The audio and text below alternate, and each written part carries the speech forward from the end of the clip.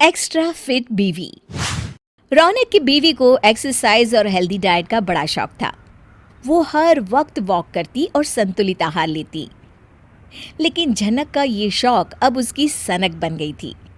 एक दिन रात को 3 बजे, अरे ये क्या कर रही हो तुम? अरे रौनक, कल मैंने ना पेस्ट्री खाई थी। रात भर नींद नहीं आई ये सोच सोच कर कि मैंने कितनी कैलोरी गेन कर ली होगी। अरे झनक, तुम पागल हो चुकी हो। कैलोरी के चक्कर में खाना पीना सब छोड़ देती हो। पतले होने के साथ इंसान को एनर्जी की भी जरूरत पड़ती है। अरे संतुलित आहार हमें सब कुछ देता है और एक्सरसाइज से शरीर चुस्त रहता है। अरे झनक, लेकिन रात के 3 बजे। चलो तुम्हारी मर्जी, मैं तो समझा ही सकता हूँ। मैं चला सोने। झनक लगातार कड़ी एक्सरसाइज करती है और सुबह सुबह रौनक के लिए खाना बना कर देती है। उससे कहती है, मैंने ना तुम्हारे लिए संतुलित आहार बनाया है, इससे तुम्हारा शरीर चुस्त दुरुस्त रहेगा। रौनक बेचारा जैसे ही ऑफिस में अपना लंच बॉक्स खोलता है, उसके सामने एक ब्रेड और थोड़े से पालक के पत्ते दिखते हैं। बेचारा वही खाकर दोबारा काम पर लग जाता है। लेकिन शाम तक उसे चक्कर आने लगते हैं। रौनक का दोस्त उससे पूछता है, अरे रौनक, क्या हुआ? आज काफी थके थके से लग रहे हो। अरे क्या बताऊँ यार, बीवी ने संतुलित आहार के नाम पर एक ब्रेड और थोड़ा सा सलाद दिया था। अब पेट में चूहे कूद रहे हैं, समझ नहीं आ रहा क्या करूँ। अरे इसमें कौन सी बड़ी बात है, मेरी बीवी ने आज मुझे ज्यादा ही पराठे दे दिए थे, ले तू भी खा ले। रौनक पराठे देखकर खुश हो जाता है और सारे पराठे खा लेता है। अगले दिन भी झनक ऐसा ही करती है, लेकिन रौनक रोज कभी बाहर से तो कभी किसी के टिफिन से खाकर गुजारा कर लेता। एक दिन रौनक की माँ उन लोगों के घर रहने के लिए आती है। माँ को देखकर रौनक खुश हो जाता है। अरे माँ तुम, अरे तुमने देर क्यों कर दिया आने में? न जाने कब से तुम्हारा इंतजार कर रहा था मैं। अरे वो तो ठीक है बेटा, लेकिन क्या तू बहू को कुछ खाने को नहीं देता?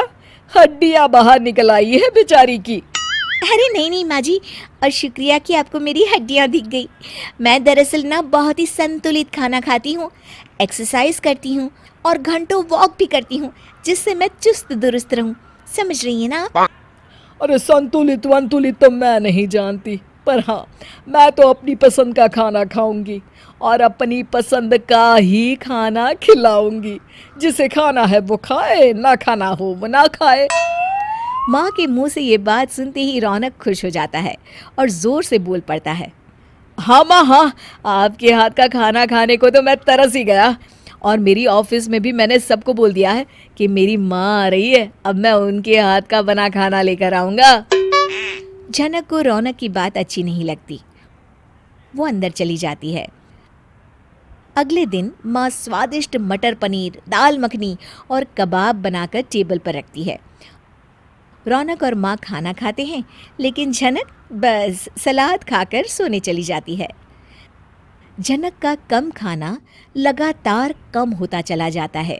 एक दिन झनक अपने कमरे की सफाई कर रही होती है कि अचानक उसे चक्कर आ जाता है और वो गिर जाती है। माँ डर जाती है और रौनक को डॉक्टर को बुलाने कहती है। डॉक्टर चेकअप करने के बाद कहते हैं, अरे बाप रे, कैसे हैं आप लोग? आपकी बहू में तो सभी ज़रूरी तत्वों की कमी है। मुझे हैरानी हो रही है कि ये खाना खाती भी है या नहीं। डॉक्टर साहब, ये तो संतुलित आहार और एक्सरसाइज की बात करती है और वैसे ही खाती पीती है। तब तक झनक को भी होश आ जाता है। क्या हुआ है मुझे डॉक्टर? अच्छा हुआ तुम्हें होश आ गया। तुम किसी डाइटिशियन और ट्रेनर की सलाह पर डाइट और एक्सरसाइज कर रही हो ना? ना जी ना, किसी की नहीं, बस टीवी और यूट्यूब में देखकर सीख रही थी। वाह वाह वाह, इतनी पढ़ी लिखी और जागरूक लड़की इस तरह की बात करती अच्छी नहीं लगती। ये सारी चीज़ें एक्सपर्ट की सलाह पर ही करनी चाहिए, क्योंकि हमारा शरीर कला के साथ विज्ञान से भी चलता है, जिसकी सही जानकारी इससे जुड़े एक्सपर्ट से ही हमें मिल सकती है। मैं समझ गई डॉक्टर साहब, अब से मैं खुद का ख्याल रखूंगी और वो भी सही आहार के साथ ही। डॉक्टर के जाने के बाद झनक सास को कहती है, माँ मुझे माफ़ कर दे, मैं आज से पूरे घर के साथ मिलकर खाना खाऊंगी, क्योंकि माँ के हाथ के खाने से ज़्यादा संतुलित आहार तो कुछ हो ही नहीं सकता।